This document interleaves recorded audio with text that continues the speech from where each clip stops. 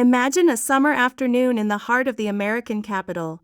The setting is the William H.G. Fitzgerald Tennis Center, a venue that has served as the anchor for professional tennis in Washington, D.C. since the 1960s. It is an American tournament, played on American soil, featuring an American star. On one side of the net stands the top seed, a player born in Buffalo and ranked in the global top 5. By every traditional metric of sports logic, the atmosphere should be a fortress of local support. But as the match begins, the auditory landscape shifts. The cheers rising from the stands are not in English. The flags waving in the humid DC air are not the stars and stripes. Instead, the stadium is dominated by the sounds of Tagalog and the vibrant blue, red, and yellow of the Philippine flag. This was the scene on August 3rd of this year at the Mubadala DC Open, and it represents one of the most extraordinary yet under-discussed shifts in the landscape of professional tennis. At the center of this tectonic shift is Alexandra Eala. At just 21 years old, the left-handed baseliner from Quezon City has achieved something no one from her nation has ever done. Only weeks ago she cracked the top 20 in the world rankings, a feat that places her as the most successful tennis player the Philippines has ever produced by a staggering margin. To understand the gravity of that number, you have to look back at the history she is rewriting. Before Eala's rise, the high-water mark for Filipino women's tennis was set in 1999 by Marie Chris Jens, who reached a world ranking of 284. For 26 years, that number stood as an untouchable ceiling. An entire generation of fans grew up without a hero on the global circuit, without a domestic tour to follow, and without the cultural infrastructure that turns a sport into a national obsession. Tennis in the Philippines lacked the televised pathways or the institutional momentum that soccer enjoys in Brazil or cricket in India. Yet, despite this lack of historical scaffolding, Eala is currently playing in front of crowds that defy the conventional rules of home court advantage. The story of Alexandra Eala is not merely the story of a talented athlete finding success. It is a story about the emergence of a global community. We are seeing a pattern repeat itself across continents. In Birmingham during the early summer, in Berlin 2 weeks later, and in Melbourne back in January, where the demand to see her play on an outer court was so high that fans were turned away because the venue simply ran out of physical space. We saw it in Toronto this August and, perhaps most curiously, in the small pockets of supporters waving Philippine flags at Wimbledon, a place with no inherent connection to Manila. These are different countries, different currencies, and different languages, yet the scene remains the same. It is a persistent sense of déjà vu that forces us to ask a fundamental question: where does a home crowd actually come from? The easy explanation is to credit social media and personal charisma. Eala is young, she is likable, and she wins matches.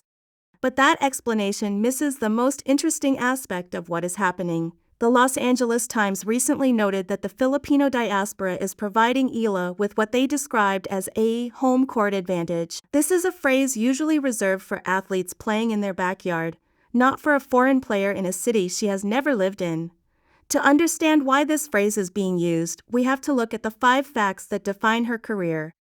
Born in Quezon City in May 2005, Eala is a 5'9" left-hander who plays an aggressive first-strike style of tennis that excels on quick surfaces. She left home at the age of 13 to train at the Rafael Nadal Academy in Mallorca, Spain, and has been coached by Juan Bosch since 2023. Today, she sits at number 20 in the world. When you align these facts with the crowd she attracts, a strange discrepancy emerges. Typically, a fan base follows winners. You would expect her support to have spiked during her breakout performance at the Miami Open last year, where she entered as a wild card and defeated the world's second-ranked player to reach the semifinals. But the data suggests otherwise. According to the LA Times, the most significant surge in her following occurred not in Miami, but on Court 6 at the Australian Open, a match played when she hadn't yet won a title or cracked the top 30. If it wasn't the winning that drew the crowd, what was it? The answer lies in the geography of the diaspora. Eala is not so much building a fan base as she is revealing one that was already there. The cities where she draws the most passionate support, Birmingham, Berlin, Melbourne, Toronto, and Washington, D.C., are all hubs for established Filipino communities. These are cities where Filipino nurses, engineers, students, and families have lived for years, sometimes generations. Eala has become a shared occasion, a reason for these scattered communities to gather in a tennis stadium on a random Tuesday and make themselves visible. She is the catalyst for a demographic event. This distinction is crucial. A fan base is a reflection of a player's popularity, but a diaspora revealing itself around a player suggests that the athlete has become the symbol of something much larger than their own career. Mary Jo Fernandez, a former Grand Slam champion and veteran commentator, noted that Eala is bringing an entirely new demographic to the sport. She isn't just finding new fans, she is making an entire category of people visible within a sport that had previously not counted them. Nowhere was this more evident than in the Washington, D.C. final against Jessica Pegula. Despite Pegula's status as the top seed and hometown favorite, the reporter on site described the stands as being overwhelmingly dominated by Filipino supporters. When Eala lost the first set 4-6, the atmosphere didn't shift toward the American. Instead, as Eala began her comeback, the noise in the stadium reached a fever pitch. She broke serve, she held her ground, and she broke again. She took the second set 6-4 and then delivered a stunning 6-0 performance in the third to claim her first WTA singles title. It was the first title of its kind ever won by a Filipino player. But the lasting image isn't the trophy. It's the sight of an away match functioning as a home match in the capital of the United States. This reframe of home as a people rather than a place explains why the support persists regardless of the city. However, it is important to maintain a sense of perspective. This phenomenon does not make Eala invincible. Just days ago at the Cincinnati Open, she led Amanda Anisimova by a set before losing 6 of the last 7 games in the third set to drop the match. There is still a tangible gap between a solid top 20 player and the elite top 10, and no amount of crowd support can bridge that gap alone. Furthermore, we do not yet know how this pattern will hold during the upcoming Asian swing in Wuhan, Beijing, and Tokyo, where the geography of the diaspora sits much closer to her actual home.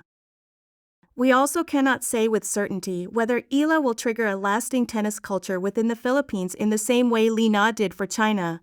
That is a question that will take 2 decades to answer.